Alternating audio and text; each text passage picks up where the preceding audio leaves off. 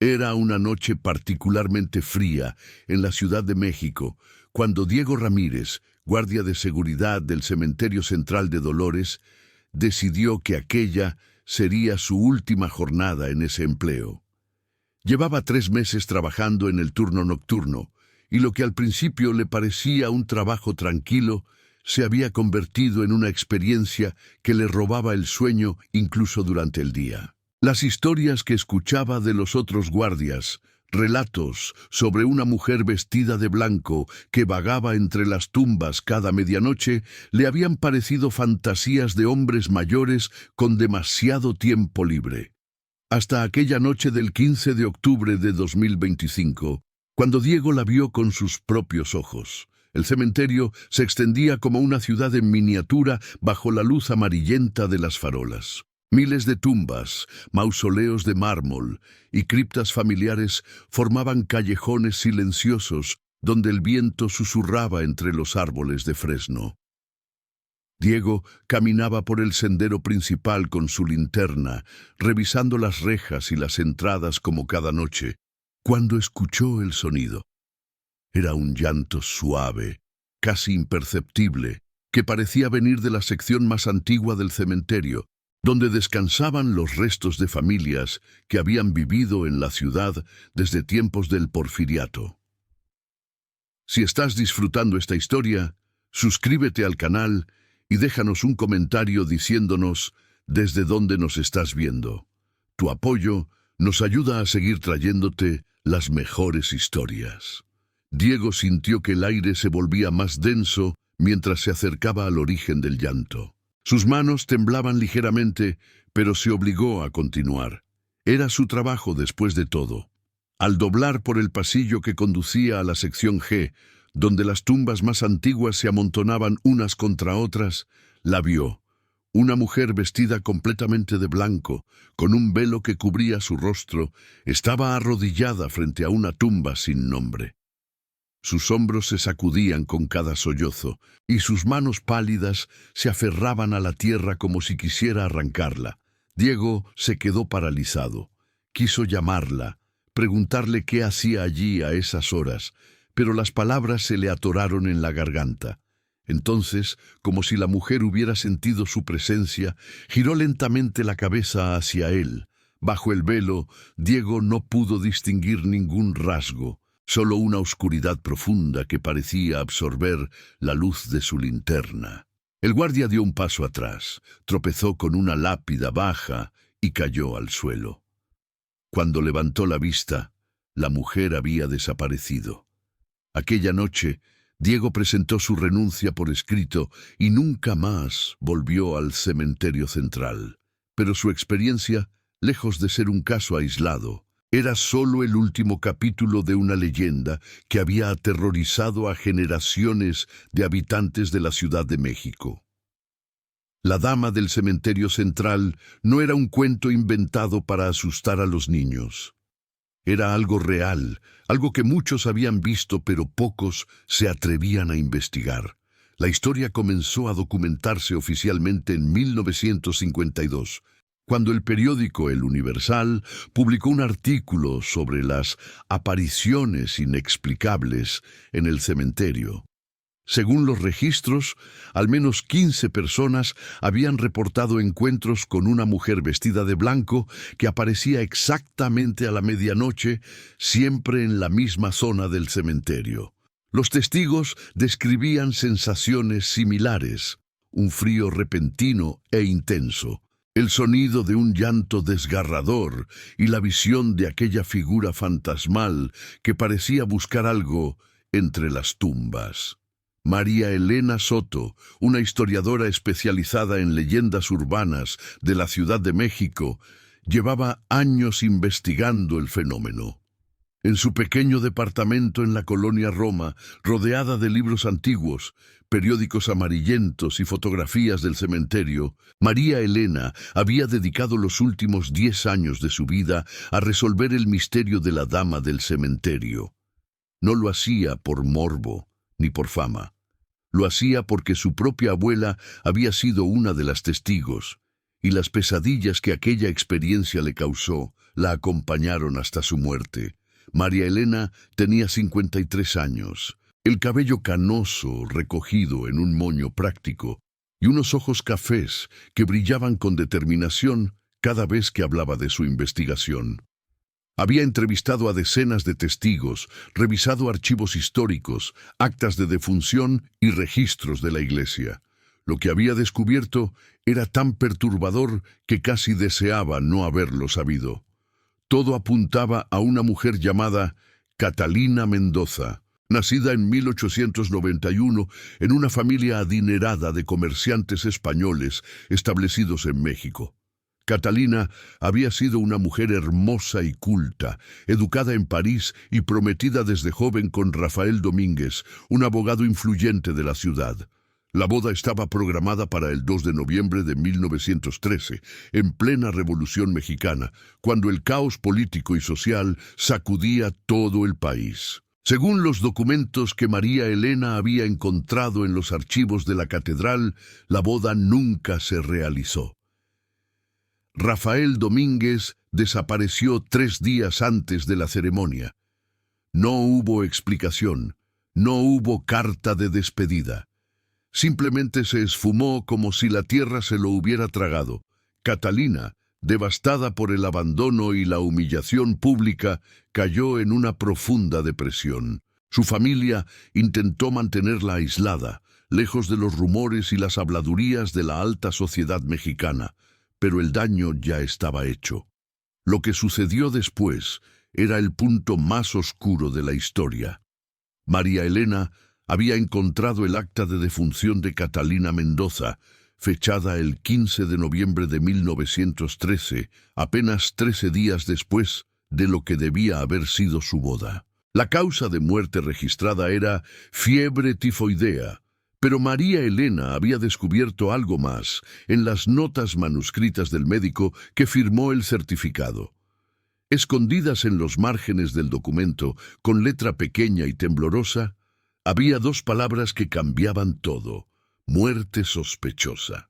María Elena decidió que era momento de ir más allá de los documentos. Necesitaba hablar con alguien que conociera la historia desde adentro, alguien cuya familia hubiera estado conectada con aquellos eventos. Después de semanas de búsqueda, encontró a quien buscaba: don Ernesto Domínguez, un hombre de 87 años, que vivía en una casa antigua en Coyoacán y que resultó ser el bisnieto de Rafael Domínguez, el novio que había desaparecido. La casa de don Ernesto era un museo viviente de otra época. Muebles de madera oscura, fotografías en blanco y negro colgadas en las paredes, y el aroma penetrante de tabaco de pipa llenaban cada rincón. El anciano recibió a María Elena en su biblioteca, un cuarto repleto de libros, desde el piso hasta el techo. Sus manos temblaban ligeramente mientras servía café en tazas de porcelana china. «Nadie de mi familia quiere hablar de Rafael», dijo don Ernesto con voz rasposa. «Es una vergüenza que hemos cargado durante más de un siglo, pero si usted está investigando lo que creo que está investigando, entonces tiene derecho a saber la verdad». María Elena sacó su grabadora y su libreta. Don Ernesto la miró con ojos acuosos, pero lúcidos. «Mi bisabuelo Rafael no desapareció», comenzó. «Fue asesinado, y la que lo mató fue la propia Catalina Mendoza». Las palabras cayeron como piedras en la habitación silenciosa. María Elena sintió que el aire le faltaba. «¿Cómo lo sabe?», preguntó con voz temblorosa. Don Ernesto se levantó con dificultad y caminó hacia un armario antiguo. De él extrajo una caja de metal oxidada. Dentro había cartas, fotografías y un diario pequeño con tapas de cuero gastado. «Este diario perteneció a mi abuelo, el hermano menor de Rafael. Aquí está todo escrito, la verdad que nuestra familia ocultó por generaciones». María Elena abrió el diario con manos temblorosas. Las páginas amarillentas estaban llenas de una caligrafía antigua y elegante. Comenzó a leer y lo que descubrió la dejó sin aliento. Según el testimonio escrito en 1913, Rafael Domínguez había descubierto 3 semanas antes de la boda que Catalina Mendoza estaba embarazada de otro hombre.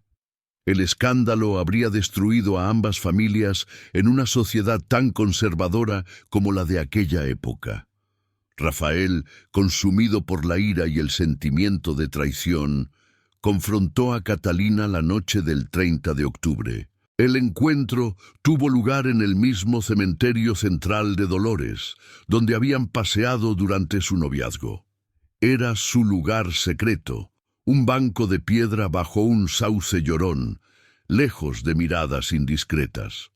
Pero aquella noche, la discusión se convirtió en algo violento. Según el diario, Catalina confesó entre lágrimas que había sido forzada por uno de los generales revolucionarios que habían tomado control de la Ciudad de México. No había sido infiel por elección, sino víctima de una violencia que no podía denunciar sin poner en peligro a toda su familia. Rafael, cegado por la vergüenza y la furia, no quiso escuchar razones. La insultó, la llamó deshonrada, le dijo que prefería morir antes que casarse con ella. Las últimas líneas del diario describían lo que sucedió después con un detalle escalofriante. Catalina, enloquecida por el dolor y la desesperación, sacó un cuchillo que llevaba escondido entre los pliegues de su vestido. No estaba planeado, no fue premeditado, fue un acto de locura momentánea. Un segundo de furia ciega en el que hundió la hoja en el pecho de Rafael. El hombre cayó al suelo entre las tumbas, muriendo en cuestión de minutos mientras Catalina gritaba y lloraba sobre su cuerpo. La familia Domínguez encontró el cuerpo al día siguiente, oculto entre unos matorrales. Sobornaron a las autoridades, enterraron a Rafael en secreto y difundieron la historia de que había huido del país para evitar ser reclutado por el ejército revolucionario. Nadie debía saber la verdad. La familia Mendoza, por su parte, encerró a Catalina en su casa. La joven pasó 13 días en un estado de shock completo, sin comer, sin dormir, repitiendo una y otra vez el nombre de Rafael.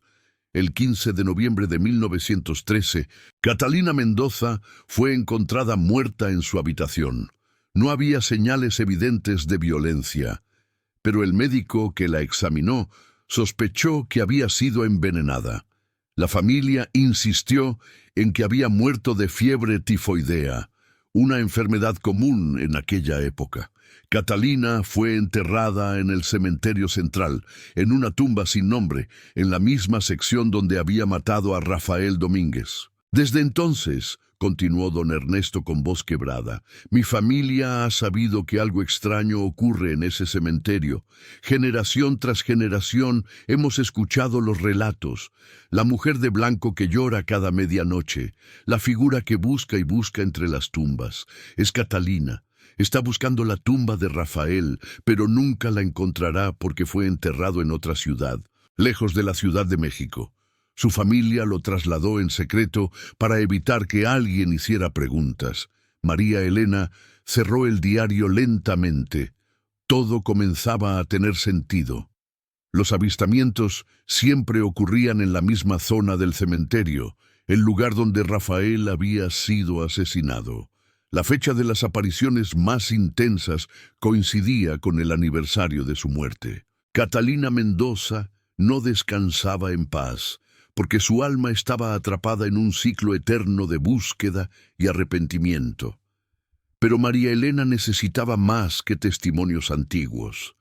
Necesitaba evidencia contemporánea, pruebas de que las apariciones continuaban ocurriendo.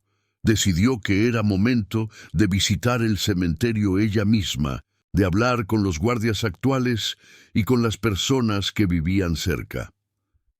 Lo que descubrió en las siguientes semanas superó todas sus expectativas. Javier Montes, el supervisor de seguridad del cementerio central, aceptó reunirse con ella en su oficina, un pequeño cuarto junto a la entrada principal. Javier tenía 42 años, complexión robusta y una cicatriz que le atravesaba la ceja derecha. Había trabajado en el cementerio durante 20 años y había visto cosas que le impedían dormir tranquilo. «Mire, señora», le dijo mientras encendía un cigarrillo, a pesar de los letreros de prohibido fumar, «aquí todos sabemos de la dama. No es un secreto. Cada guardia que trabaja el turno nocturno la ha visto al menos una vez. Algunos renuncian inmediatamente, como Diego hace unos meses. Otros se acostumbran. Yo ya no sé qué pensar». Javier le mostró un registro que llevaba personalmente. Era una libreta donde anotaba cada reporte de actividad paranormal. Las entradas eran inquietantemente consistentes. 2 de noviembre de 2023, 12:03 am. Guardia Ramón reporta figura blanca en sección G. 15 de noviembre de 2024, 11:58 pm. Visitante escucha llantos inexplicables. 30 de octubre de 2025, 12:15 am. Cámaras de seguridad registran interferencia en zona antigua. ¿Tiene las grabaciones?, preguntó María Elena con el corazón acelerado. Javier asintió y la llevó a la sala de monitoreo. En una pantalla vieja reprodujo una grabación del 30 de octubre pasado. María Elena observó con atención. Al principio no vio nada fuera de lo común, solo los senderos vacíos del cementerio iluminados por las farolas. Pero a las 11:59 pm, la imagen comenzó a distorsionarse. Líneas blancas atravesaban la pantalla, el sonido se llenó de estática y, durante unos segundos, se pudo ver claramente una figura blanca y translúcida caminando entre las tumbas. La figura se movía con una gracia antinatural, casi flotando sobre el suelo. Se detuvo frente a varias tumbas, como si las examinara, y luego continuó su búsqueda. El reloj en la esquina de la pantalla marcaba las 12:02 am, cuando la figura simplemente se desvaneció en el aire. María Elena sintió un escalofrío recorrerle la espalda. Era la primera vez que veía algo así, una evidencia visual de lo que había estado investigando durante años. Pero necesitaba ir más allá, necesitaba estar allí, en el cementerio, a la medianoche, para presenciar el fenómeno con sus propios ojos. «Quiero pasar una noche aquí», le dijo a Javier. «Quiero estar en la sección G a medianoche». Javier la miró como si hubiera perdido la razón. «Señora, le aconsejo que no lo haga. La gente que se queda allí no sale igual. He visto hombres fuertes llorar como niños después de encontrarse con ella. He visto personas que desarrollan terrores nocturnos que duran meses. No vale la pena». Pero María Elena estaba decidida. Había llegado demasiado lejos para retroceder ahora. Después de mucha insistencia, Javier finalmente aceptó, bajo la condición de que ella firmara un descargo de responsabilidad y llevara un radio para mantenerse en contacto constante. La noche elegida fue el 2 de noviembre, el Día de Muertos, cuando las apariciones históricamente eran más frecuentes. María Elena llegó al cementerio a las 10 p.m., equipada con linternas, cámaras, una grabadora de audio y su determinación inquebrantable. Javier la acompañó hasta la sección G y le señaló el lugar exacto donde la mayoría de los avistamientos ocurrían. Un pequeño claro rodeado de tumbas antiguas, con un sauce llorón en el centro. «Estaré en la oficina monitoreando», le dijo Javier. «Cualquier cosa, lo que sea, me llama por el radio, y por favor, si ve algo, no intente acercarse, solo observe y regrese». María Elena asintió y se quedó sola en medio del cementerio. El silencio era absoluto, roto solo por el susurro del viento entre las ramas del sauce. Colocó sus equipos, encendió las cámaras y se sentó en un banco de piedra a esperar. Las horas pasaron lentamente. A las 11 p.m. escuchó a lo lejos los cohetes y la música de las celebraciones del Día de Muertos. A las 11:30 p.m. el cementerio pareció volverse aún más silencioso, como si todo el mundo contuviera la respiración. A las 11:55 p.m., María Elena sintió el cambio. La temperatura bajó drásticamente. Podía ver su propio aliento condensándose en el aire. Las luces de las farolas comenzaron a parpadear. Su grabadora emitió un pitido agudo y luego se apagó sola. María Elena sintió que el corazón le latía tan fuerte que parecía querer salirse de su pecho. Entonces, a las 12:00 a.m. en punto, la vio. Surgió como si la niebla misma tomara forma, materializándose junto a una tumba cubierta de musgo a unos 20 metros de donde María Elena estaba sentada. Era exactamente como la habían descrito. Una mujer vestida completamente de blanco, con un velo que cubría su rostro y las manos extendidas, como si buscara algo en la oscuridad. María Elena quiso moverse, quiso tomar fotografías, pero estaba completamente paralizada. No era miedo lo que sentía, sino algo más profundo, una tristeza abrumadora que parecía emanar de la figura. El llanto comenzó, suave al principio y luego más intenso. Un sonido tan desgarrador que María Elena sintió lágrimas rodando por sus propias mejillas sin poder controlarlas. La figura comenzó a caminar entre las tumbas, deteniéndose frente a cada una, inclinándose como si leyera los nombres. Su movimiento era fluido pero antinatural, como si no estuviera sujeta a las mismas leyes físicas que el resto del mundo. María Elena la observó durante lo que parecieron horas, pero probablemente fueron solo minutos. La dama del cementerio continuaba su búsqueda eterna, pasando de tumba en tumba, sin encontrar nunca lo que buscaba. Entonces, sin previo aviso, la figura se detuvo y giró la cabeza directamente hacia donde María Elena estaba sentada. Aunque el velo cubría su rostro, María Elena supo con absoluta certeza que la estaba mirando directamente a los ojos. En ese momento sintió algo que solo podía describir como una conexión. No era amenazante, no era malvado, era dolor puro, un sufrimiento tan profundo que había trascendido la muerte misma. María Elena, reuniendo todo su coraje, se puso de pie lentamente. Dio un paso hacia adelante, luego otro. La figura no se movió, simplemente continuó observándola. Cuando estuvieron a unos pocos metros de distancia, María Elena habló, su voz apenas un susurro en la noche. Catalina. Él no está aquí. Rafael no está en este cementerio. Su familia lo llevó lejos, muy lejos. Nunca lo encontrarás buscando aquí. El llanto se detuvo abruptamente. La figura permaneció completamente inmóvil. María Elena continuó, con lágrimas corriendo por su rostro. Pero él te perdonó, Catalina. En sus últimos momentos te perdonó. El diario de su hermano lo dice. Rafael comprendió, demasiado tarde, lo que te habían hecho. Comprendió que eras una víctima, no una traidora, y antes de morir susurró tu nombre con amor, no con odio. María Elena no sabía si era verdad. El diario no mencionaba nada de eso, pero sentía que era lo correcto decir, lo que aquella alma atormentada necesitaba escuchar después de más de un siglo de búsqueda infructuosa. La figura extendió una mano hacia María Elena.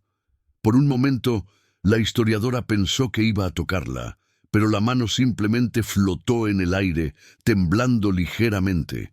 Entonces, con un movimiento que parecía un suspiro, la figura comenzó a desvanecerse. El velo cayó, y por un instante fugaz, María Elena pudo ver el rostro debajo. Una mujer joven de belleza extraordinaria, con ojos oscuros llenos de infinita tristeza, pero también de algo que podría ser alivio.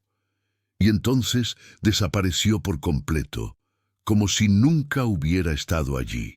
La temperatura volvió a la normalidad. Las luces dejaron de parpadear. El silencio del cementerio se sintió diferente, menos opresivo, más pacífico. María Elena cayó de rodillas, exhausta emocionalmente, pero con una extraña sensación de que algo importante había sucedido. Javier llegó corriendo pocos minutos después, preocupado porque María Elena no había respondido al radio. La encontró sentada en el banco, con las mejillas marcadas por las lágrimas, pero con una expresión de tranquilidad en el rostro. ¿La vio?, preguntó Javier sin aliento. María Elena asintió lentamente. Sí, y creo que finalmente encontró la paz. Los días siguientes fueron un torbellino de actividad. María Elena revisó todas sus grabaciones, pero inexplicablemente ninguna de sus cámaras había capturado nada. Las memorias estaban en blanco, como si nunca hubiera grabado nada. Era como si la experiencia hubiera sido solo para ella. Un momento privado entre dos almas separadas por más de un siglo, pero unidas por una misma necesidad de comprensión y perdón. María Elena escribió su libro, documentando toda la investigación, la historia de Catalina y Rafael, y su propio encuentro en el cementerio. La Dama del Cementerio Central, una historia de amor, tragedia y redención, se publicó en marzo de 2026 y se convirtió en un éxito inmediato. Pero más importante que las ventas o el reconocimiento fue lo que sucedió en el cementerio central. Las apariciones cesaron. Javier y los otros guardias reportaron que las noches volvieron a ser tranquilas. No más llantos a medianoche, no más figuras blancas vagando entre las tumbas.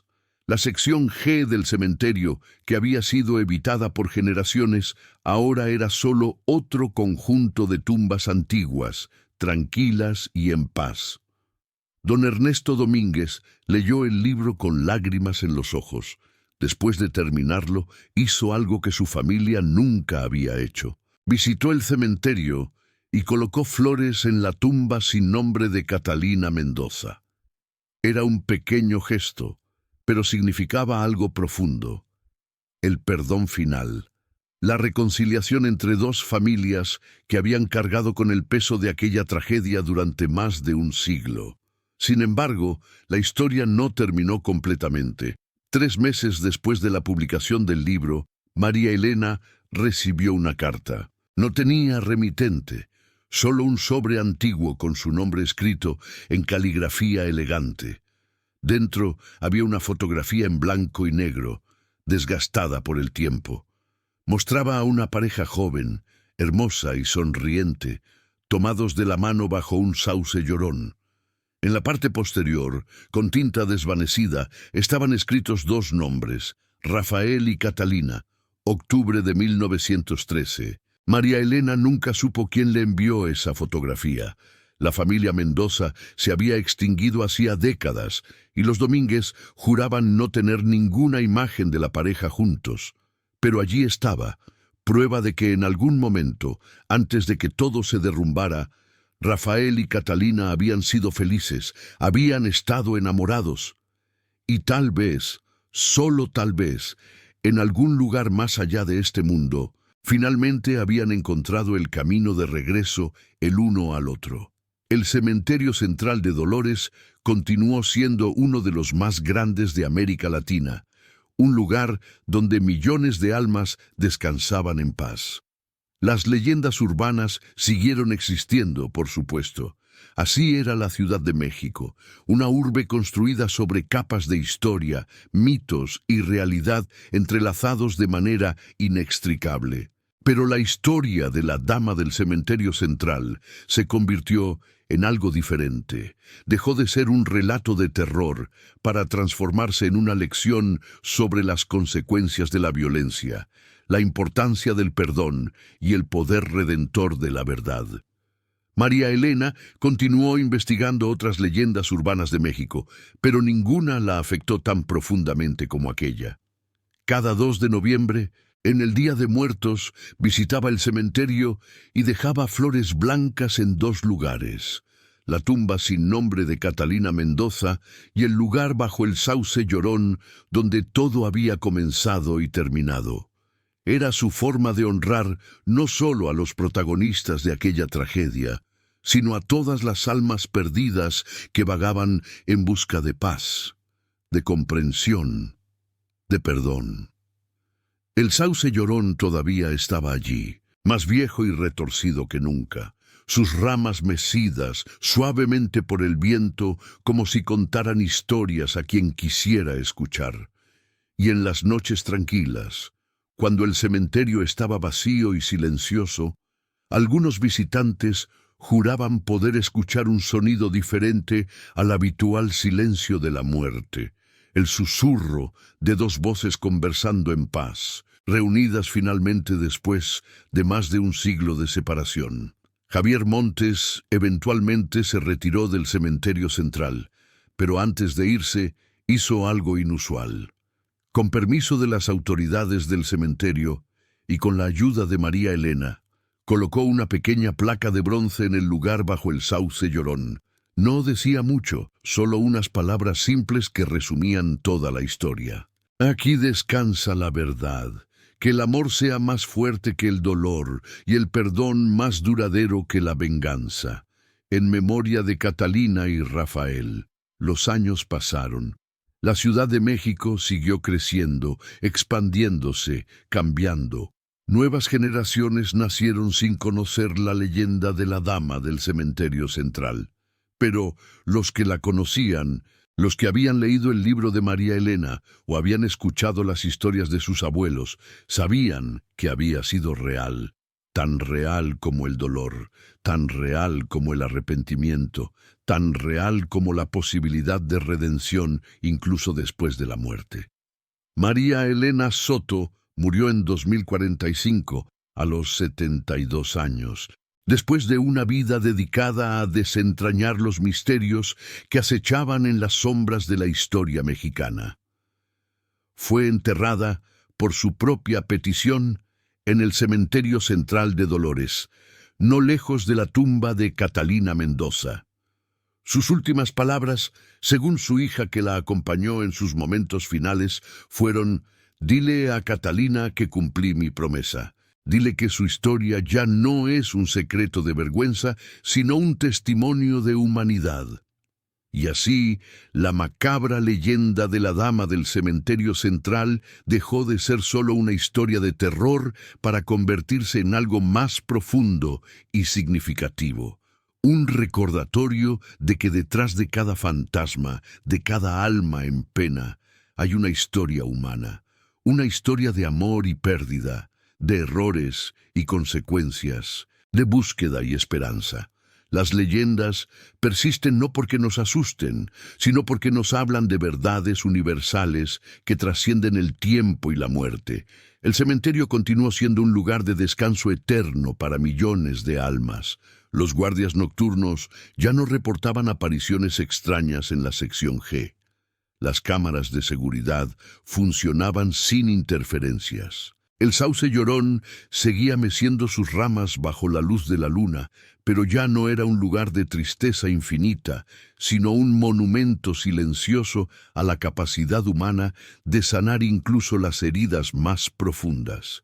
Y en las noches del Día de Muertos, cuando las familias mexicanas honraban a sus difuntos con flores de cempasúchil, pan dulce y oraciones, algunos visitantes del cementerio juraban sentir una presencia diferente bajo aquel sauce. No era aterradora ni melancólica, era cálida, reconfortante, como el abrazo de dos personas que finalmente, después de tanto tiempo, habían encontrado el camino de vuelta a casa. La historia de Catalina y Rafael se convirtió en parte del tejido cultural de la Ciudad de México, contada y recontada en libros, podcasts y documentales. Pero más allá del entretenimiento, su historia servía a un propósito mayor: recordarnos que el perdón es posible, que la verdad puede liberar incluso a los muertos, y que el amor, verdadero amor, puede trascender cualquier barrera, incluso la frontera entre la vida y la muerte. El cementerio central de Dolores siguió siendo un lugar donde el pasado y el presente se encontraban, donde las historias de millones de vidas convergían en un silencio respetuoso. Y entre todas esas historias, la de la dama del cementerio central brillaba con una luz especial. no como advertencia de terror, sino como testimonio de que incluso en la oscuridad más profunda, siempre hay posibilidad de redención, siempre hay esperanza de paz, siempre hay un camino hacia el perdón. Las nuevas generaciones que visitaban el cementerio a menudo se detenían frente a la placa bajo el sauce llorón, leyendo las palabras grabadas en bronce y preguntándose sobre la historia detrás de ellas. Algunos googleaban la historia en sus teléfonos, otros compraban el libro de María Elena, y otros simplemente permanecían en silencio, sintiendo el peso de una historia que, aunque sucedió hace más de un siglo, todavía resonaba con verdades profundamente humanas. México, con toda su rica historia de vida y muerte entrelazadas, de celebraciones y duelos, de leyendas y realidades, encontró en la historia de Catalina y Rafael un reflejo de su propia alma, compleja, apasionada, capaz de gran violencia pero también de profundo amor y perdón. Era una historia que no podía ser contada en ningún otro lugar del mundo, porque estaba intrínsecamente tejida con el espíritu mexicano, con su forma única de entender la muerte, no como un final, sino como una transformación. Y así, en el corazón de la Ciudad de México, el Cementerio Central de Dolores guardaba no solo los restos de millones de personas, sino también historias como esta. Historias que recordaban a los vivos que la muerte no era el final de todo, que las acciones tenían consecuencias que resonaban a través de generaciones y que nunca era demasiado tarde para la verdad, para la comprensión, para el perdón. La dama del cementerio central había dejado de vagar. Su búsqueda había terminado y en su lugar quedaba solo paz y una historia que continuaría siendo contada mientras hubiera alguien que creyera en el poder redentor del amor y el perdón, incluso frente a la tragedia más oscura.